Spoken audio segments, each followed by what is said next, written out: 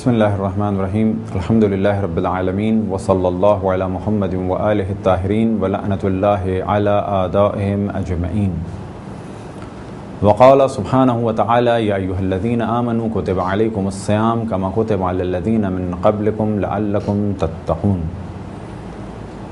موضوع گفتگو روزوں کے احکام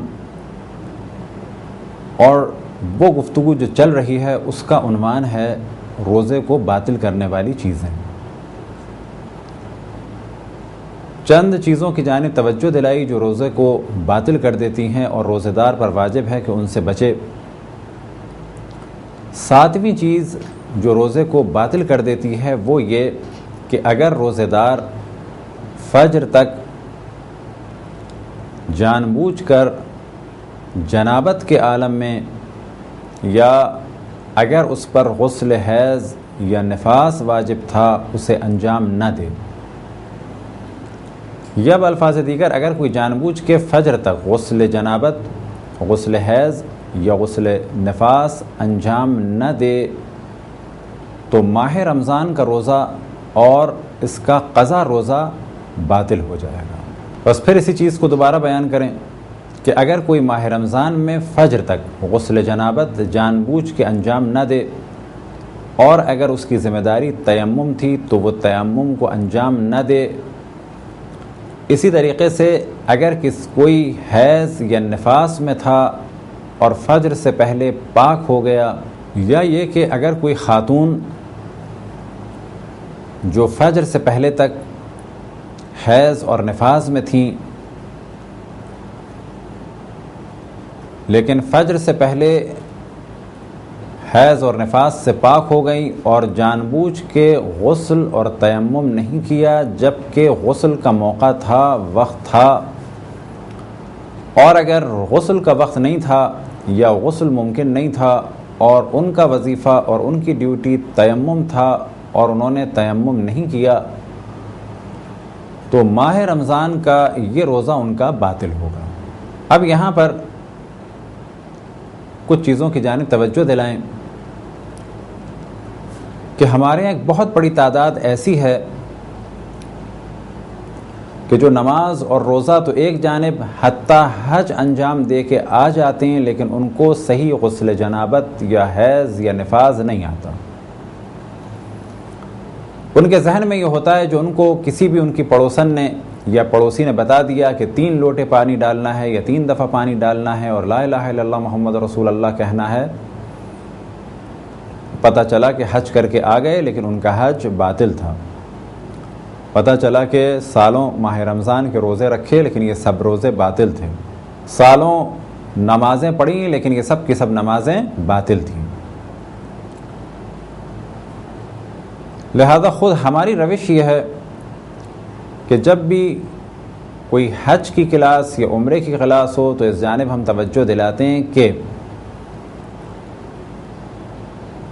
سب سے پہلے غسل اور وضو کی جانب توجہ دلائی جائے۔ لیکن عام طور پہ ہوتا کیا ہے کہ اگر حج اور عمرے کی کلاس میں بتایا جاتا ہے کہ طواف کی شرائط میں سے ایک شرط یہ ہے کہ غسل اور وضو کیا ہوا ہو، تو اکثر حاجی اس بات کو یہاں تک تو سمجھ جاتے ہیں کہ مولانا نے یہ شرط بتائی ہے کہ طواف کی شرائط میں سے ایک شرط یہ ہے کہ غسل کیا ہوا ہو اور کوئی واجب غسل ان پر نہ ہو، یعنی غسل جنابت و حیض یا نفاس، اور وضو بھی کیا ہوا ہو۔ تو یہ بات تو بہت آسانی سے سمجھ میں آ گئی، اور اگر ان سے کہا جائے کہ آپ نے غسل اور وضو کر لیا تو وہ کہتے ہیں کہ ہاں کر لیا۔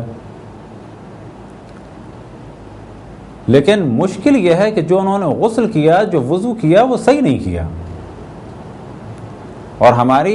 جو سب سے بڑی مشکل ہے معاشرے میں وہ یہ کہ کچھ لوگ غسل کو نہیں جانتے اور اگر جانتے ہیں تو غلط انجام دیتے ہیں۔ نتیجہ یہ ہے کہ سالوں مسجد میں نماز پڑھتے رہے، تلاوت قرآن مجید کرتے رہے، قرآن مجید کو چھوتے رہے، نمازیں پڑھتے رہے، حد یہ ہے کہ حج و عمرہ کر لیا، ائمہ علیہ السلام کی زیارت کر لیں، لیکن غسل جنابت نہیں آتا تھا اور یہ سارے کام غلط ہوئے۔ تو اس جانب توجہ رہے، اور غسل اور وضو سے متعلق اگر ہمارے درس تیار ہو چکے ہوں تو ان کو سنیں کیونکہ ان کے بغیر عبادات صحیح نہیں ہو سکتی.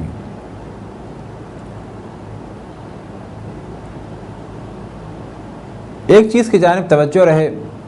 کہ بعض افراد غسل یا وضو یا حیض یا نفاس یا استحاضہ یا جنابت کے موضوع پہ گفتگو کرنا اپنی شان کے خلاف سمجھتے ہیں.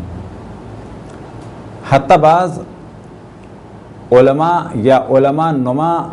اپنی بعض تقاریر میں یہاں تک کہہ گئے کہ ہم وہ نہیں ہیں، ہمارا وہ اسٹینڈرڈ نہیں ہے کہ ہم غسل اور وضو کے یا حیض اور نفاس کے، اور بعض دفعہ یہ کہہ گئے کہ ہم وہ نہیں ہیں، ہم اس قسم کے مولوی نہیں ہیں جو فقہی مسائل بتائیں. اب آپ تصور کریں کہ یہی وہ فقہی مسائل ہیں کہ جو قرآن مجید میں بھی بیان ہوئے، رسول اللہ صلی اللہ علیہ وسلم سے بھی نقل ہوئے اور ائمہ علیہ الصلوۃ والسلام سے بھی نقل ہوئے. کیا ایک روشن فکر شخص کی عزت داؤ پہ لگ جاتی ہے کہ اگر وہ کسی مرد یا عورت کو وہ وظائف اور فرائض اور ڈیوٹیز بتائے جو اللہ سبحانہ و تعالیٰ کی جانب سے ہم پر بھی لازم ہے کہ دوسروں کو بتائیں، اور عام مومنین پر بھی لازم ہے کہ اپنے بچوں کو بتائیں اور خود بھی عمل کریں، اور یہ ہم پر بھی لازم ہے کہ لوگوں کو ان مسائل کی جانب توجہ دلائیں اور عمل کرائیں. تو یہ ذہن میں رہیں کہ سیاسی موضوع ڈسکس کرنا بلا شک اچھی بات ہے، تاریخی موضوع ڈسکس کرنا، تفسیر پہ ڈسکس کرنا، اور اصل مومن وہ ہے کہ جس وقت جس چیز کی ضرورت ہو وہ کام وہ انجام دے. مثال کے طور پہ ہم اسلامی بینکنگ جانتے ہوں، جہاد کے بارے میں گفتگو کرتے ہوں، لیکن غسل نہ آتا ہو، تو کیا ایسا شخص، ایسا فرد اللہ کی نگاہ میں مومن ہے؟ مومن وہ ہے کہ جو غسل کے وقت صحیح غسل کرے، وضو کے وقت صحیح وضو کرے، نماز کے وقت صحیح نماز پڑھے، روزہ جب رکھے تو صحیح روزہ رکھے، حج پہ جائے صحیح حج انجام دے، باتھ روم جائے تو صحیح طریقے سے ٹوائلٹ کے احکام جانتا ہو، شادی کرے تو شادی کے احکام جانتا ہو، پھر محاذ جنگ پہ جائے تو محاذ جنگ کے احکام جانتا ہو، بینک جائیں تو اقتصادیات کے مسائل جانتا ہو، اور جب اجتماعی زندگی میں کسی سیاسی کام کو انجام دے تو سیاسی سوجھ و بوجھ بھی رکھتا ہو. یہ روشن فکری نہیں ہے کہ انسان یہ کہے کہ غسل و وضو ہماری شان کے خلاف ہیں، یہ بے دینی ہے. یہ سیاسی کام نہیں ہے کہ کوئی یہ کہے کہ ہم نہیں جانتے اور ہمارا کام نہیں. خداوند تبارک و تعالیٰ امام خمینی رضوان اللہ تعالیٰ علیہ کے درجات کو بلند فرمائے، انہوں نے مسلمانوں کو ایک سیاسی عروج بخشا اور دین کو ایک نئی حیات عطا فرمائی، لیکن ان ساری چیزوں کے پیچھے جو سب سے اہم ان کا مقام و مرتبہ تھا وہ مرجعیت تھا. تو جہاں امام خمینی نے سیاسی موضوعات کو ڈسکس کیا تو یہ ذہن میں رہے کہ ان کے سیاسی موضوعات کی حیثیت اسی وجہ سے تھی کہ وہ ایک مرجع تقلید اور نائب امام ہیں، اور انہوں نے ان تمام مسائل کو ڈسکس کیا. اور اس سے پہلے ہم یہ بتا چکے کہ یہ سارے مسائل وہ ہیں کہ جو رسول اللہ صلی اللہ علیہ وسلم نے اور ائمہ علیہ الصلوۃ والسلام نے بیان کیے، اور سب سے بڑھ کے یہ کہ اللہ سبحانہ و تعالیٰ نے ان مسائل کو قرآن مجید میں بیان کیا. تو یہ ایک مقدمتاً گفتگو تھی کہ ان مسائل کو معمولی نہ سمجھا جائے. یہ وہی مسائل ہیں جو اللہ سبحانہ و تعالیٰ چاہتا ہے کہ ہم جانیں، اور جس کو ہم میں سے اس مسئلے کی ضرورت پڑے اس کے مطابق اپنی زندگی کو گزاریں.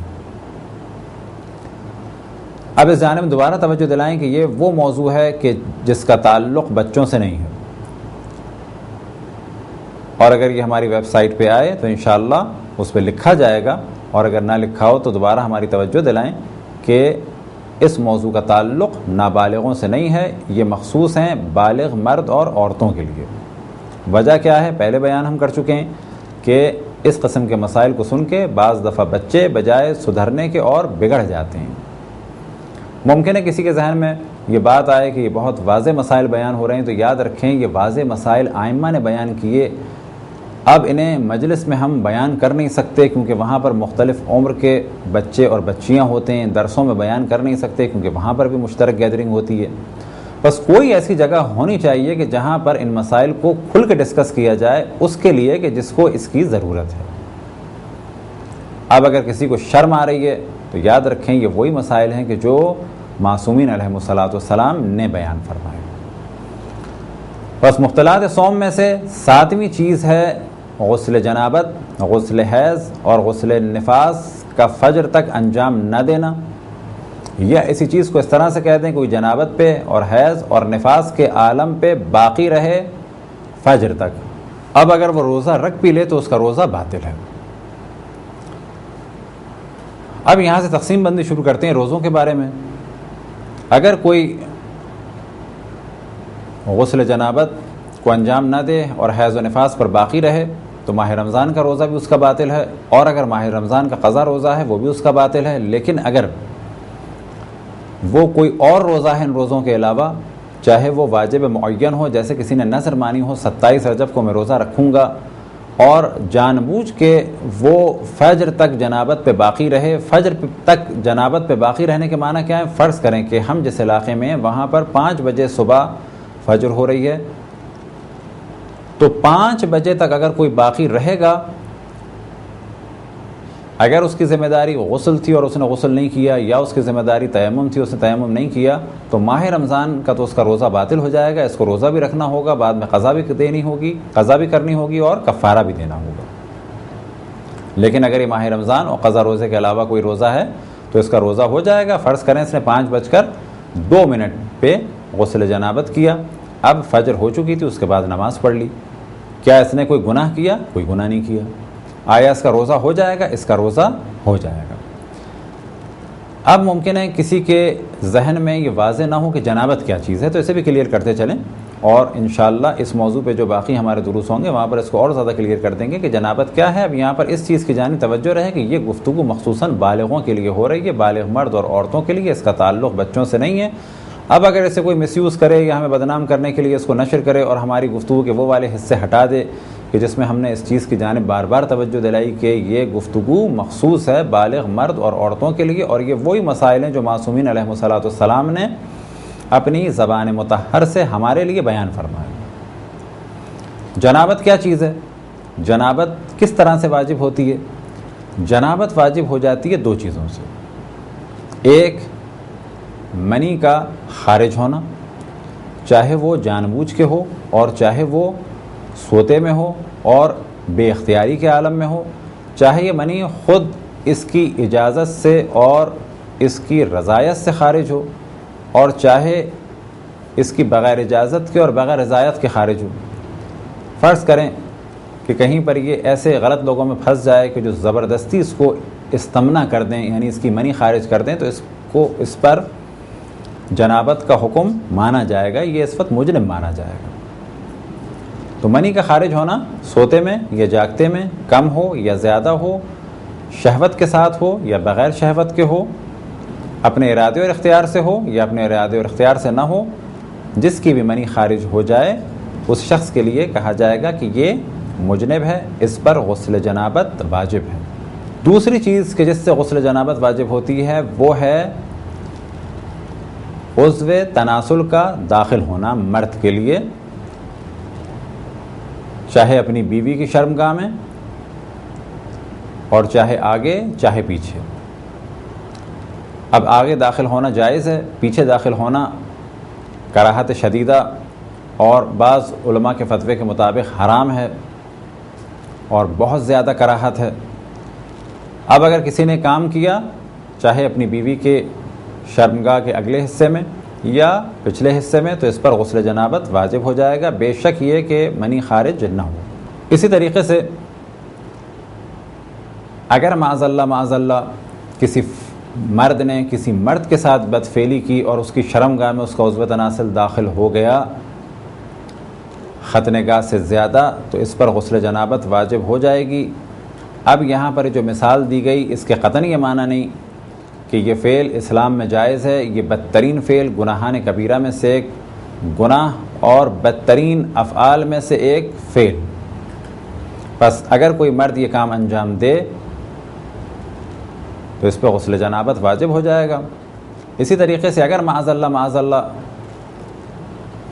پناہ بخدا کوئی شخص کسی جانور کے ساتھ یہ کام انجام دے تو اس پر بھی غسل جنابت واجب ہو جائے گا، چاہے اس کی منی خارج ہو یا نہ ہو۔ تو 2 چیزیں سبب ہیں جنابت کی، ایک منی کا خارج ہونا، دوسرا دوسری چیز کیا ہے مرد کے لیے کہ اس کا عضو تناسل عورت چاہے وہ اس سے تعلق حرام ہو چاہے حلال ہو، چاہے آگے ہو چاہے پیچھے ہو، اسی طرح چاہے مرد کے ساتھ اور چاہے جانور کے ساتھ، معاذ اللہ معاذ اللہ معاذ اللہ، ان تمام صورتوں پہ اس شخص پر غسل جنابت واجب ہو جائے گا۔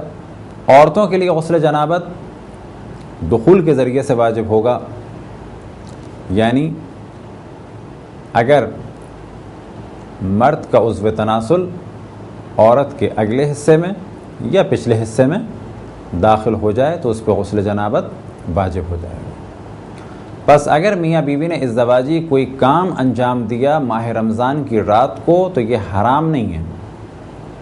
لیکن اسی حالت میں فجر تک باقی رہنا حرام ہے، اور اگر جان بوجھ کے باقی رہے تو اس کا روزہ ماہ رمضان کا باطل ہے۔ اسی طریقے سے اگر اس دن قضا روزہ رکھنا ماہ رمضان کا ارادہ تھا تو اس کا وہ روزہ بھی باطل ہوگا۔ اسی طریقے سے اگر کسی کے پاس پانی نہیں تھا اور اس کی ڈیوٹی تیمم تھی، یا یہ کہ وہ بیمار تھا اور ایسی بیماری تھی کہ اس پر غسل ساقط ہے، اب اس کی ڈیوٹی کیا ہے؟ اس کی ڈیوٹی ہے کہ یہ تیمم انجام دے۔ بس اگر اس نے تیمم نہیں کیا تو اس کے اگلے دن کا روزہ باطل ہوگا۔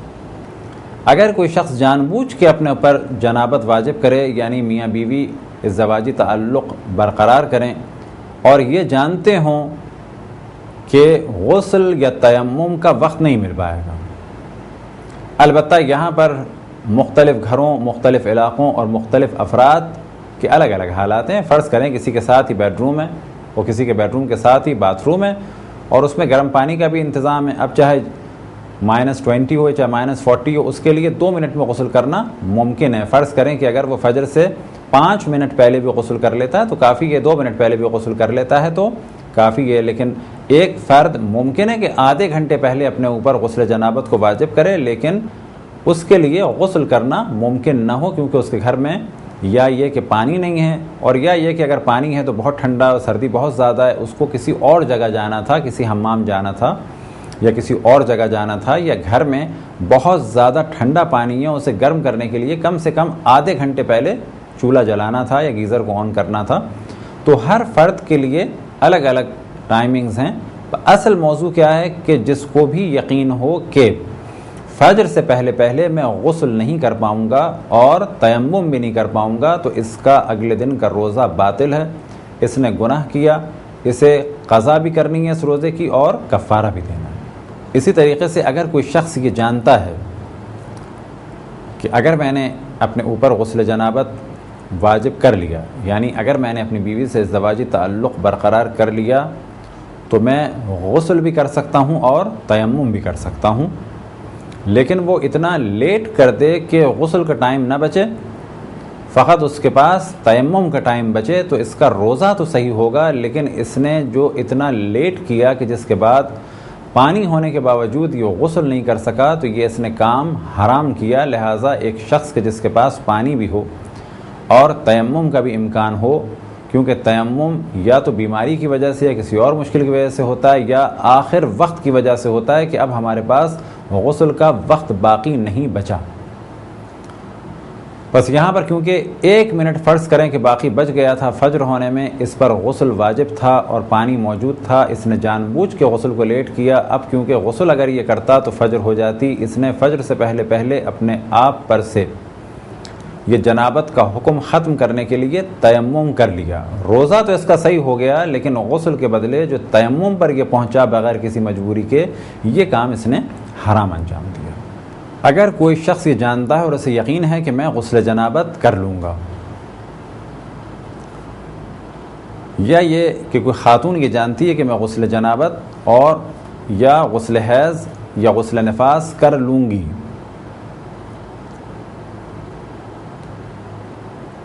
لیکن عین وقت پہ اسے پتہ چلا کہ غسل اب ممکن نہیں رہا، مثال کے طور پہ یقین تھا کہ گیزر آن ہے، یا یقین تھا کہ پانی ہے، فجر سے 10 منٹ پہلے جا کر جو نل کھولا تو پتہ چلا، یا 5 منٹ پہلے نل کھولا پتہ چلا پانی نہیں ہے، اب اگر موٹر چلائی جائے تو اوور ہیڈ ٹینک میں پانی جمع ہوتے ہوتے کم سے کم 10 منٹ لگیں گے اور 5 منٹ بعد فجر ہو جائے گی، اور واجب یہ ہے کہ 5 منٹ میں ہی غسل ہو جائے، اور اگر وقت نہیں ہے غسل کا تو پھر تیمم ہو جائے۔ تو فرض کریں کہ یقین تھا کہ ہم غسل کر لیں گے، 5 منٹ پہلے یا 6 منٹ پہلے یا 7 منٹ پہلے باتھ روم میں گئے تو دیکھا پانی نہیں ہے، یا یہ کہ اگر پانی ہے تو گیزر آف ہو چکا ہے اور اب اس کو آن کرنے کے بعد پانی گرم کرنے میں کم سے کم 10 منٹ لگیں گے، اور ٹھنڈے پانی سے غسل کرنا ہمارے لیے ممکن نہیں کیونکہ بہت زیادہ ٹیمپریچر مائنس میں جا رہا ہے اور پانی بہت زیادہ ٹھنڈا ہے۔ ایسا شخص اگر تیمم کر لے تو اس کا تیمم صحیح ہے، بلکہ اس پہ تیمم لازم ہے اور کسی قسم کا کوئی گناہ نہیں۔ اس مسئلے میں اور پہلے والے مسئلے میں فرق یہ ہے کہ پہلے والے مسئلے میں کیا تھا کہ اگر کسی کو یقین ہے کہ میں غسل جنابت کر لوں گا لیکن اس نے نہیں کیا اور پھر تیمم کیا، یہاں پر اسے یقین ہے کہ میں غسل جنابت کر لوں گا، کرنا چاہتا ہے لیکن ایک ایسی مجبوری ہو گئی غسل جنابت کر نہیں پا رہا، یا پانی نہیں ہے یا پانی ٹھنڈا بہت زیادہ ہے، تو ان دونوں میں فرق ہے۔ وہاں پر اس نے جان بوجھ کے غسل جنابت کو ڈیلے کیا، یہاں پر غسل جنابت کرنا چاہتا تھا لیکن کسی مجبوری سے ڈیلے ہو گیا، وہاں پر اس نے یہ کام حرام کیا لیکن روزہ صحیح ہے، یہاں پر اس نے یہ کام جائز کیا اور اس کا روزہ صحیح ہے۔ اب یہاں پر گفتگو کرتے ہیں ایسے فرد کے بارے میں کہ جس پر غسل جنابت یا حیض یا نفاس لازم ہے۔ فرض کریں ایک مرد یا عورت پر جنابت واجب ہو گئی، 1:30-2 بجے ان پر جنابت واجب ہوئی اور یہ سو گئے، اور یہ جانتے تھے کہ 5 بجے سحری کا آخری ٹائم ہے، 4 بجے ہم لوگ اٹھیں گے، آرام سے سحری بھی کریں گے اور غسل بھی کریں گے، یا یہ کہ خاتون کو 1:30-2 بجے پتہ چلا کہ اس کا حیض یا نفاس ختم ہو چکا ہے، اب یہ سو گئی اور نیت یہ تھی، ارادہ یہ تھا اور اہتمام کیا فرض کریں کہ الارم کا کہ میں 4 بجے اٹھ کر اس غسل کو انجام دوں گا، لیکن یہ شخص اٹھ نہیں پایا یہاں تک کہ 5 بج گئے، 5 بج گئے یا 5 بجے کے بعد آنکھ کھلی، یا سمجھیں کہ صبح 7-8 بجے آنکھ کھلی، تو اگر ان کا مصمم ارادہ تھا اور اہتمام کیا تھا تو ان کا روزہ صحیح مانا جائے گا۔ اب یہاں پر سوال کرتے ہیں اسی موضوع کے بارے میں کہ اگر کوئی شخص 2-2:30 بجے کہ جس پہ غسل جنابت واجب ہو گیا وہ سونا چاہے تو کیا کرے؟ کیا اس کے لیے سونا جائز ہے؟ تو جواب دیا جائے گا اگر اسے یقین ہے اور اس نے اہتمام کیا ہے کہ میں اٹھ جاؤں گا اور اس سے پہلے غسل کر لوں گا یا کر لوں گی تو ایسے فرد کے لیے سونا جائز ہے، اور اگر کسی کو یقین ہے کہ میری آنکھ نہیں کھلے گی، مثال کے طور پہ 2-2:30 بجے کسی پہ غسل جنابت واجب ہو گیا اور وہ یہ جانتا ہے کہ میری آنکھ بہت زیادہ سخت ہے، نیند میری بہت زیادہ سخت ہے، میری آنکھ نہیں کھلے گی، اور معمولاً وہ یہ جانتا ہے کہ 2 گھنٹے بعد تو میری آنکھ کبھی بھی نہیں کھل سکتی، فرض کریں کہ 2 بجے اس پہ غسل جنابت واجب ہوا، 4 بجے اس کو اٹھنا تھا، سحری کرنی تھی، 5 بجے سے پہلے اسے غسل کرنا تھا، اب اگر اس کو یقین ہے کہ میری آنکھ نہیں کھلے گی تو ایسے شخص کے لیے سونا جائز نہیں ہے، اور اگر اس کا روزہ چھوٹ جائے یعنی اگر اس کی آنکھ فجر کے بعد کھلے تو اسے قضا بھی کرنی ہوگی اور کفارہ بھی دینا ہوگا۔ اب اس مسئلے کی تیسری صورت یہ ہو سکتی ہے کہ ایک صورت یہ تھی کہ یقین تھا اور اٹھ گیا، اور یقین نہیں تھا اور نہیں اٹھا، یقین تھا اٹھ گیا روزہ صحیح ہے، یقین نہیں تھا اٹھنے کا اور نہیں اٹھا تو ظاہر ہے اسے قضا بھی کرنی ہے اور کفارہ بھی دینا ہے۔ اگر کوئی فرد سو گیا اور اسے یقین تھا کہ میں اٹھ جاؤں گا اور اس نے پورا اہتمام کیا، فرض کریں وہ جانتا ہے اور اس کی نیند بہت زیادہ سخت نہیں ہے، وہ یہ جانتا ہے کہ موبائل کے ہلکے سے الارم سے بھی میری آنکھ کھل جاتی ہے، کیونکہ اس میں بھی الگ الگ افراد ہیں۔ فرض کریں کچھ افراد ایسے ہیں کہ جن کی موبائل کی ہلکی سی الارم کی ٹون سے آواز کھل جاتی ہے، کچھ ایسے ہیں کہ الیکٹرانک کلاک کی ہلکی سی پیپ پیپ سے آواز کھل جاتی ہے لیکن موبائل سے نہیں کھلتی، اور کچھ ایسے ہیں کہ بہت زیادہ شور والا الارم بھی اگر ان کے پاس بجایا جائے تو بعض دفعہ آدھے پونے گھنٹے بجتا رہتا ہے اور ان کو معلوم نہیں ہوتا کہ کوئی اٹھا رہا ہے یا ہمیں اٹھنا تھا. یا یہ کہ کچھ افراد کی نیند اتنی سخت ہوتی ہے کہ اگر ان کی آنکھ کھل بھی جائے تو اس وقت ان کے ذہن میں قطعاً یہ نہیں ہوتا کہ مجھے غسل جنابت کرنا ہے اور سحری کرنی ہے اور روزہ رکھنا ہے، بلکہ اتنا زیادہ ان کو نیند کا غلبہ ہوتا ہے کہ اگر آنکھ بھی کھل جاتی ہے تو ان کے ذہن میں یہ ہوتا ہے کہ یہ ایک چیز ہے جو مجھے ڈسٹرب کر رہی ہے، بس مجھے سونا ہے اور کیا کرنا ہے کیا نہیں کرنا، بالکل ایک بے ہوشی کی سی کیفیت ہے. بس اگر کوئی فرد یہ جانتا ہے کہ میں اٹھ جاتا ہوں، اب یہ ہر شخص کے بارے میں الگ الگ حساب ہے. وہ آدمی جو یہ جانتا ہے کہ آدھے گھنٹی بجنے سے میری آنکھ نہیں کھلتی، جب اسے ایئرپورٹ جانا ہو تو وہ 2 الارم کلاک لگاتا ہے، لیکن روزے کے مسئلے کے لیے اس نے نماز کے لیے پتہ چلا ایک کم آواز والا موبائل فون جو ہے وہ بھی تکیے کے نیچے رکھ دیا، تو ظاہر ہے اس نے اپنے آپ کو دھوکہ دیا. کیونکہ جب اس کو جانا ہوتا ہے کسی اہم سفر کے لیے اور فلائٹ میں سونے کا خطرہ ہوتا ہے تو 2 الارم لگاتا ہے. نماز اور روزے کا جب مسئلہ آیا تو اس نے تکیے کے نیچے ایک موبائل کو رکھ دیا اور اس کی آواز بھی اتنی کم، جبکہ وہ جانتا ہے کہ میری آنکھ جو ہے کبھی بھی موبائل فون اور وہ بھی تکیے کے نیچے ہو یا موبائل فون بھی الٹا ہو اور اس کی آواز کم ہو جائے گی، تو یہ در حقیقت اپنے آپ کو دھوکہ دینا ہے. بس اگر کوئی شخص یہ جانتا ہے اور اسے یقین ہے کہ میں اٹھ جاؤں گا اور اٹھنے کا اس نے اہتمام بھی کیا لیکن وہ نہیں اٹھ سکا تو اس کا روزہ بالکل صحیح ہے. اب یہاں پر اسی مسئلے کو ایک نئے سوال کے ساتھ پیش کرتے ہیں کہ اب تک تو گفتگو یہ تھی کوئی سو جائے لیکن اس کا ارادہ تھا غسل کرنے کا. فرض کریں کہ ایک شخص جب اس پہ غسل جنابت واجب ہوئی تو اس کے بعد وہ سو گیا اور ارادہ یہ تھا کہ میں سحر سے پہلے اٹھوں گا، یعنی فجر سے پہلے اٹھوں گا، لیکن غسل کے بارے میں اس کا ارادہ نہیں تھا. اٹھنے کے بارے میں ارادہ تھا لیکن غسل کے بارے میں اس کا کوئی ارادہ نہیں تھا. ایسا شخص اگر اٹھ جائے اور غسل نہ کرے تو بھی اس کا روزہ باطل، اور ایسا شخص اگر نہ اٹھے اور فجر کے بعد آنکھ کھلے تو بھی اس کا روزہ باطل ہے. وجہ کیا ہے اس کے روزے باطل ہونے کی؟ کیونکہ اس کا ارادہ فقط اٹھنے کا تھا اور اٹھنے کا اس نے اہتمام بھی کیا تھا. فرض کریں اس نے الارم لگایا تھا لیکن سیل ویک ہو گیا، یا یہ کہ ہاتھ ٹکرانے کی وجہ سے گھڑی ہلی یا گر گئی اور اس کا سیل نکل گیا، اور نتیجہ یہ ہوا کہ فجر سے پہلے الارم نہیں بجا.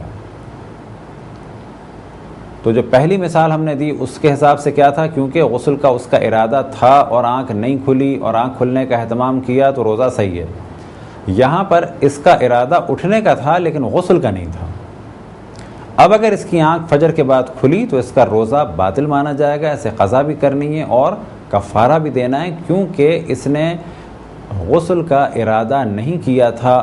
اب یہ اٹھتا تو بھی غسل نہیں کرتا اور نہیں اٹھا تو بھی ایسے افراد میں سے یہ مانا جائے گا کہ جو جان بوجھ کر اپنے آپ کو جنابت میں باقی رکھنے والوں میں سے قرار پائے گا. کب تک؟ فجر تک. اگر کوئی شخص کے جس پہ غسل جنابت واجب ہے وہ سو جائے، فرض کریں ایک شخص کہ جس پہ 2 بجے غسل جنابت واجب ہو گئی، اب یہ سو گیا، ارادہ بھی تھا اس کا اور اس نے اہتمام بھی کیا. اہتمام سے کیا مراد؟ یعنی اٹھنے کے جو بھی ذریعے تھے، الارم یا کسی دوست سے کہہ دیا تھا کہ مجھے اٹھا دینا فجر سے پہلے، یا گھر والوں سے کہہ دیا تھا کہ مجھے فجر سے پہلے اٹھا دینا، تو جو بھی اہتمام تھا وہ بھی اس نے کیا اور اس کا ارادہ بھی تھا. اب 2 بجے سے غسل جنابت اس نے اپنے اوپر واجب کر لیا اور اب یہ سو گیا، یہ اس کی ہو گئی پہلی نیند. اب اگر یہ نہیں اٹھا تو اس کا روزہ صحیح ہے. اب یہاں پر ایک اور فرض کرتے ہیں کہ اس کی آنکھ کھل گئی، ایک نیند یہ لے چکا، اب یہ دوبارہ سو گیا. اور اب جو آنکھ کھلی، فرض کریں کہ ابھی کچھ دیر باقی تھی، یعنی ابھی ٹائم اتنا تھا کہ غسل کر سکتا ہے، اور اس نے غسل نہیں کیا اور یہ پھر سو گیا، تو پہلی نیند کے بعد جو دوسری نیند ہے، اب چاہے یہ دوسری نیند کے بعد نہیں اٹھا اور فجر ہو گئی، اور یا یہ کہ تیسری نیند کے بعد بھی نہیں اٹھا اور فجر ہو گئی، ان دونوں صورتوں پر اس پر قضا لازم ہے اور کفارہ نہیں ہے۔ لیکن یہ ایسے فرد کے لیے کہ جسے غسل کرنا تھا، غسل کا ارادہ تھا اور اٹھنے کا اہتمام کیا تھا، اٹھنے کا ارادہ تھا، لیکن ایک نیند کے بعد آنکھ کھلی، پھر اس کے بعد سو گیا، پھر اس کے بعد دوسری نیند کے بعد آنکھ کھلی، یہ ہو گیا 2، پھر اس کے بعد سو گیا۔ اب اگر تیسری نیند کے بعد آنکھ کھل گئی اور غسل کر لیا، وہ تو مسئلہ ہی کچھ نہیں ہے، اس کا روزہ صحیح ہے۔ مسئلہ یہ ہے کہ آنکھ نہیں کھلی، تو کیونکہ یہ 2 دفعہ اٹھا یا 3 دفعہ اٹھا تو اس پر کوئی کفارہ واجب ہے؟ تو جواب یہ ہے کیونکہ اس کا ارادہ تھا اور کیونکہ اس نے اہتمام کیا تھا، اٹھنے کا ارادہ بھی تھا، اہتمام بھی کیا تھا اور غسل کا بھی ارادہ تھا، اس کا روزہ فقط قضا مانا جائے گا لیکن کفارہ نہیں ہے۔ اور قضا کیوں مانا جائے گا؟ کیونکہ یہ 2 دفعہ یا 3 دفعہ اٹھ چکا تھا۔ غسل جنابت جس پر واجب ہو کہ اپنے ارادے اور اختیار سے کیا ہو، جاگتے ہوئے اپنے اوپر غسل جنابت واجب کیا ہو، تو اس کی پہلی نیند تو وہ مانی جائے گی اور جنابت کے بعد وہ سویا۔ فرض کریں کسی کو احتلام ہو گیا، احتلام کے کیا معنی ہے؟ یعنی سوتے ہوئے بغیر ارادے کے اس کی منی خارج ہو گئی۔ اگر ایسے شخص کی آنکھ کھلی فجر کے بعد تو اس کا روزہ تو صحیح ہے۔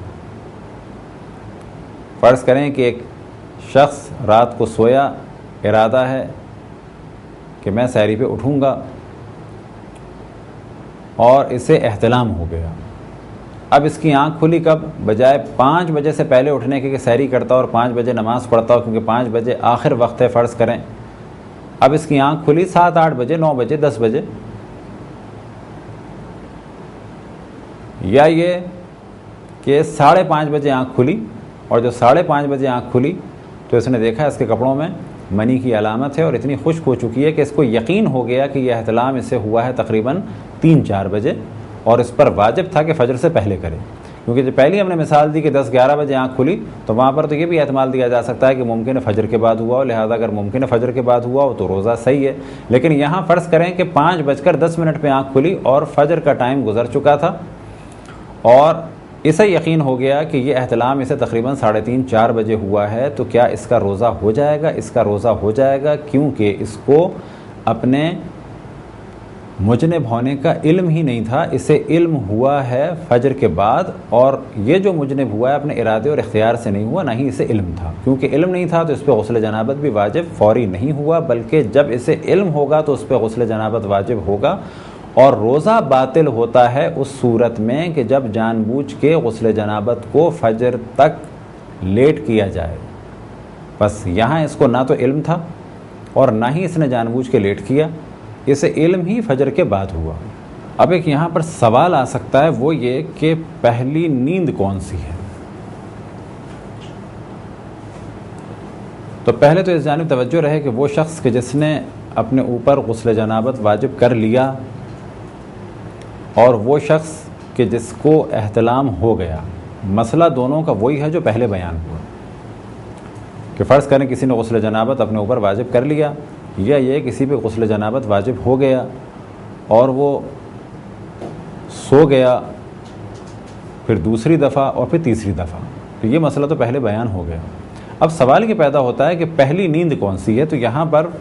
فرق ہے کہ جس نے اپنے اوپر غسل جنابت واجب کیا تو وہ شخص تو جاگ رہا تھا، غسل جنابت واجب ہونے کے بعد جب وہ سویا ہے تو اس کی پہلی نیند وہ ہے۔ لیکن جس کو احتلام ہو گیا، یعنی سوتے میں اس کی منی خارج ہو گئی، اور جب اس کی آنکھ کھلی اور اس کے بعد سویا تو وہ اس کی پہلی نیند ہے، نہ یہ کہ جس میں اسے احتلام ہوا وہ اس کی پہلی نیند ہے۔ یہ ایک بہت واضح سا فرق ہے کہ اس جانب توجہ رہے، اور یہ والا مسئلہ اتفاق سے کافی پیش آتا ہے جوانوں کے ساتھ کہ جن کی نیند سخت ہے، لہذا ماہ رمضان میں کوشش کریں کہ جیسے ہی غسل جنابت واجب ہو، چاہے وہ خود اپنے ارادے اور اختیار سے کریں جو شادی شدہ افراد ہیں، یا یہ کسی کو احتلام ہو گیا تو کوشش کریں کہ جیسے ہی آنکھ کھلے غسل جنابت کر لیں، اور فرض کریں کہ آنکھ نہیں کھلی تو اس مسئلے کی جانب ہم نے پہلے توجہ دلائی کہ جب بھی آنکھ کھلے گی تو اس پہ غسل جنابت واجب ہوگا، کیونکہ اس کی آنکھ نہیں کھلی، اور فرض کریں کہ 5 بجے آخر وقت تھا سحری کا، یا یہ کہ اول فجر 5 بجے تھی اور اس کی آنکھ ہی 8-9 بجے کھلی،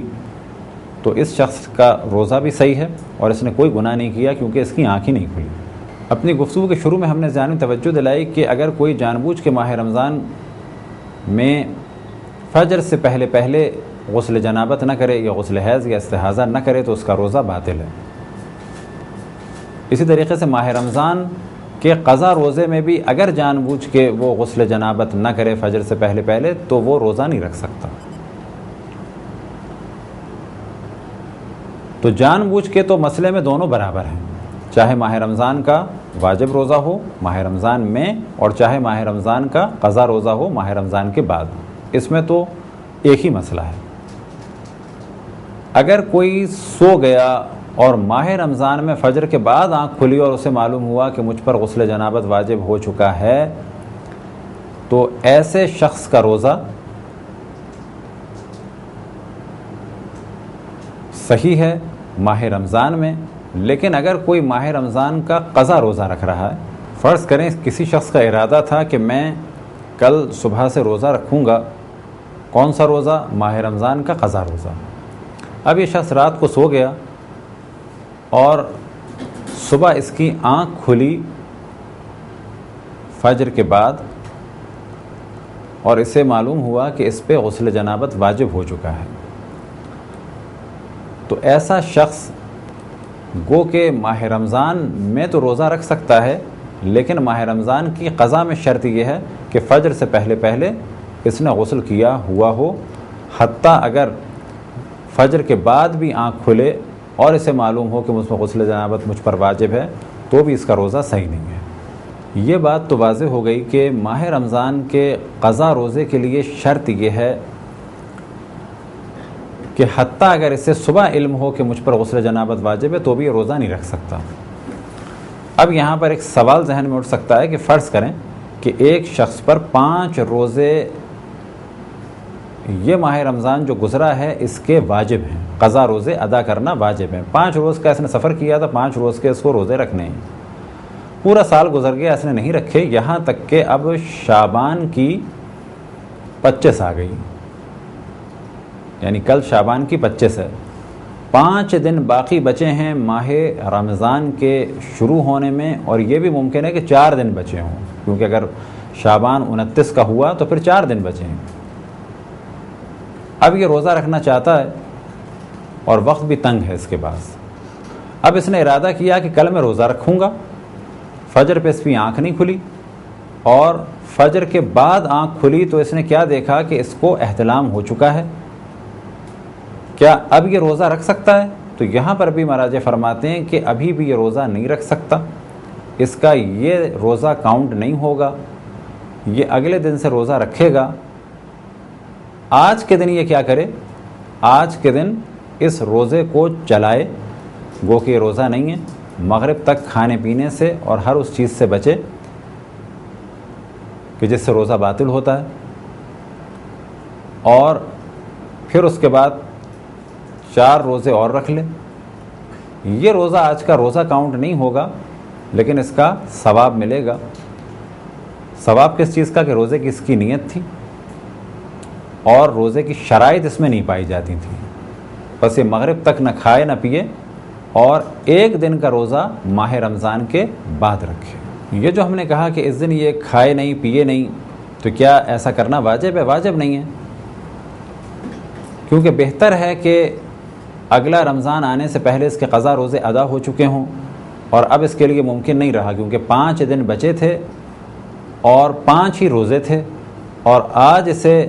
احتلام ہو گیا اور ابھی روزہ نہیں رکھ سکتا. اب اگر یہ ثواب حاصل کرنا چاہے تو یہ کام کرے تو بہتر ہے، اس پہ لازم نہیں ہے. لہذا آج چاہے یہ مغرب تک کچھ کھائے یا نہ کھائے، دونوں کام اس کے لیے جائز ہیں. اگر لیکن مغرب تک روزے دار کی طرح سے رہے گا تو اس کو اس چیز کا ثواب ملے گا. اس مسئلے میں آغا سیستانی یہ فرماتے ہیں کیونکہ وقت اس کا تنگ ہے لہذا یہ شخص روزہ رکھ سکتا ہے. اب یہاں کچھ مسائل جو تقریباً قریب ہیں لیکن مخصوص ہیں خواتین کے لیے. اگر کوئی خاتون فجر سے کچھ دیر پہلے حیض یا نفاس سے پاک ہو جائیں، فرض کریں کہ وہ سب کو ناشتہ دے چکی، ان کے ذہن میں یہ تھا کہ میرا روزہ نہیں ہوگا کیونکہ میں حیض میں مبتلا ہوں، اور اسی وقت اس نے اندازہ ہوا فجر سے 1-2 منٹ پہلے کہ میں پاک ہو چکی ہوں. فرض کریں انہیں یقین تھا کہ میں حیض کے عالم میں ہوں، بالکل فجر سے 1-2 منٹ پہلے جا کے دیکھا تو اندازہ یہ ہوا کپڑے پہ کسی قسم کا خون نہیں ہے. وہ یہ سمجھ رہی تھی کہ حیض ابھی جاری ہے لیکن یہ حیض رک چکا ہے. لیکن علم انہیں اب ہوا ہے کہ جب فجر میں بالکل 1-2 منٹ رہ گئے اور گھر میں مٹی بھی نہیں ہے کہ حتیٰ تیمم ہو جائے، تو ایسی خاتون کا اگلے دن کا روزہ بالکل صحیح ہوگا. فقط ان کا کام یہ ہے کہ اب یہ فجر کے بعد کسی وقت بھی، کیونکہ اس وقت تو ان کے لیے نہ غسل ممکن ہے نہ تیمم ممکن ہے، اپنا غسل کریں حیض کا یا نفاس کا اور ان کا روزہ صحیح ہوگا. اگر کسی خاتون کو فجر کے بعد علم ہو، یہ تو فجر سے 1-2 منٹ پہلے کی بات ہوئی، فجر کے بعد علم ہو تو بھی یہی حکم ہے کہ ان کا اگلے دن کا روزہ صحیح ہوگا. فجر کے بعد علم ہوا کس چیز کا؟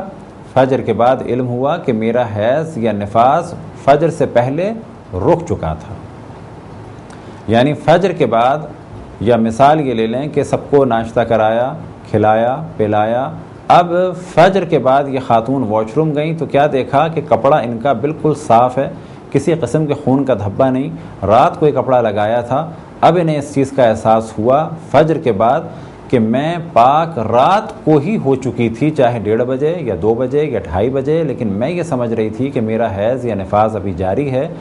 تو ان دونوں صورتوں میں ان خواتین کے روزے بالکل صحیح ہوں گے. اب یہاں پہ ایسی خاتون کے بارے میں گفتگو کی جائے کہ جو اب تک تو پاک تھیں، دن میں کسی وقت انہیں حیض آ گیا. فرض کریں فجر تک پاک تھیں، فجر کی نماز پڑھی، صبح 6 بجے حیض یا نفاس میں یہ مبتلا ہو گئیں. البتہ نفاس کیا چیز ہے کہ جب بچہ پیدا ہوتا ہے اور پہلا عضو اس کا باہر ہوتا ہے تو جو خون آتا ہے اس بچے کے ساتھ وہ نفاس کہلاتا ہے. فرض کریں کہ روزہ دار خاتون تھیں، روزہ رکھا اور روزہ رکھنے کے وہ قابل بھی تھیں، 9-10 بجے بچہ ہوا اور جیسے ہی یہ بچہ ہوگا اور ان کے جسم سے خون باہر آئے گا ان کا روزہ ختم ہو جائے گا. بالکل ایسے ہی ایک خاتون گھر میں تھیں، روزہ رکھا، دن میں کسی وقت ان کو علم ہوا کہ یہ حیض میں مبتلا ہو گئی ہیں، چاہے مغرب سے 1 منٹ پہلے بھی یہ ہوا ہو، تو ان کے اس دن کے روزے کے بارے میں کہا جائے گا کہ یہ روزہ باطل ہو گیا. اب یہاں پر ایک سوال کی صورت مسئلہ بیان کیا جائے کہ ایک خاتون فجر سے پہلے پاک ہو گئیں، غسل کرنا چاہتی تھیں لیکن غسل کر نہیں پائیں. اب وہ کوئی بھی وجہ ہو سکتی ہے، غسل کر نہیں پائیں. اب وہ وجہ یہ بھی ہو سکتی ہے کہ پانی بہت زیادہ ٹھنڈا تھا، وجہ یہ بھی ہو سکتی ہے کہ پانی اوور ہیڈ ٹینک میں ختم ہو گیا تھا، اور وجہ یہ بھی ہو سکتی ہے کہ انہیں حمام جانا تھا اور وہاں پر اب تک عورتوں کا اہتمام نہیں ہو پایا تھا. ایسی صورتوں میں ان کا اگلے دن کا روزہ بالکل صحیح ہوگا. اگر کوئی شخص غسل جنابت کرنا بھول جائے اور 1 دن کے بعد یا کئی دن کے بعد یاد آئے، تو چاہے وہ مرد ہو چاہے وہ عورت ہو، تو غسل جنابت فراموش کرنے کے موضوع میں تو یہ دونوں برابر ہیں، اور ان دونوں پہ لازم ہے کہ جتنے دن ان لوگوں نے روزہ رکھا بغیر غسل جنابت کے، اتنے دن کے روزے ماہ رمضان کے بعد قضا کریں. اب یہاں سوال پیدا ہوتا ہے کہ اگر کوئی خاتون غسل حیض یا نفاس کرنا بھول جائیں، کیا ان کا بھی وہی مسئلہ ہے کہ جو غسل جنابت کا ہے؟ تو جواب دیا جائے گا اگر کوئی خاتون غسل جنابت کرنا بھول جائیں تو ان پر تو لازم ہے کہ جتنے دن بغیر غسل جنابت کے انہوں نے روزے رکھے ان روزوں کی قضا کریں. لیکن اگر کوئی خاتون غسل حیض یا غسل نفاس کرنا بھول جائیں تو جب بھی انہیں یاد آئے تو ان پر لازم ہے کہ غسل حیض یا غسل نفاس کو انجام دیں، لیکن جتنے روزے انہوں نے رکھے ہیں البتہ کب کہ جب وہ بھول گئی تھیں، تو جتنے روزے بھولنے کے بعد انہوں نے رکھے ہیں ان روزوں کی قضا لازم نہیں ہے، وہ روزے صحیح ہیں۔ اب تک تو ہماری گفتگو تھی غسل جنابت، غسل حیض اور غسل نفاس کے بارے میں۔ اب اگر سوال یہ کیا جائے کسی پر غسل مس میت واجب ہو تو پہلے تو اس جانب توجہ رہے کہ اگر کسی کے ذہن میں یہ ہے کہ روزے کے عالم میں میت کو چھونے سے روزہ باطل ہو جائے گا تو یہ بالکل غلط تصور ہے، کیونکہ ممکن ہے کوئی قیاس کرے کہ جس طرح سے کسی شخص کا اپنے آپ کو جنب قرار دینا یا مجنب قرار دینا، یعنی اپنے آپ پر غسل جنابت کو واجب قرار دے یہ کام حرام ہے، تو ممکن ہے کوئی سوچے کہ اپنے آپ پر غسل مس میت کو اگر کوئی واجب قرار دے تو کیا یہ حرام ہے؟ تو جواب دیا جائے گا یہ کام حرام نہیں ہے۔ لہذا روزے کے عالم میں میت کو چھوا جا سکتا ہے، اور اگر کسی پر غسل مس میت لازم ہو جائے تو فرض کریں کہ اگر روزے کے عالم میں واجب ہو جائے تو بھی اس کا روزہ صحیح ہے، اور اگر رات میں یا بالفاظ دیگر فجر سے پہلے کسی پر غسل مس میت واجب ہو تو کیا ضروری ہے کہ فجر سے پہلے وہ غسل مس میت کو انجام دے؟ تو جواب دیا جائے گا کہ روزہ صحیح ہے، غسل مس میت اس شخص پر فجر سے پہلے واجب نہیں ہے،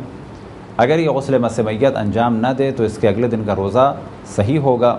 البتہ نماز کے لیے اسے غسل مس میت کو انجام دینا ہوگا۔ اسی طرح سے ذہن میں رکھیں کہ مسجد میں بھی داخل ہوا جا سکتا ہے اگر کسی شخص پر غسل مس میت واجب ہو۔ خداوند تبارک و تعالیٰ سے دعا ہے کہ بحق محمد و آل محمد ہمیں اپنے رسول اپنی حجتوں خصوصاً امام زمان علیہ الصلوۃ والسلام کی معرفت اور اطاعت کی توفیق عطا فرمائے۔ وصلی اللہ علی محمد و آلہ الطاہرین۔